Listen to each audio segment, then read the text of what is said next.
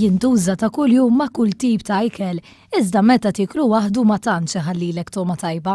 Għal min ibati bil-pressjoni baxxa huwa l-ideali, imma qatt ħsibt kif isir il-melħ. Kien jiġbru ħafna nisa bitrak, imorru ġibuhom mill-irħula, jġibuhom hawnhekk, jaħslu l-banjiet tal-melħ, ħallhom mbagħad idaħħlu l-ilma u tavapora ix-xemx u mbagħad wara isir melħ. Mbagħad jagħmluh imniesel u itellgħuh fis-sajf għal ġalbaraki tal-melħ biex imbagħad wara jimlewh fi xkejjer. L-industrija tal-melħ f'pajjiżna ta' fil-bidu tagħha sa mill-bidu tal-Medjuevu.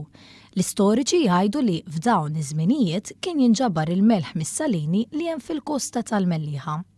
Fil-fatt jingħad li l-isem tal-Mellieħa tnissel mill-kelma semitika melħ.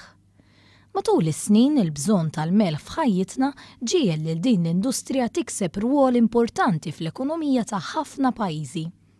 Kull sena jinħadem mal-50 miljun tunnellata ta' melħ. Il-proġett tal din iż-żona tas-salini jikkonsisti fir-restawr tal-ħazz li kienu jintużaw biex jiġi proċessat u stivat il-melħ.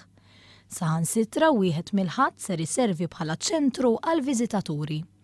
Fil-proġett hemm ukoll involuta l-estensjoni tal-Park Nazzjonali tas-Salini.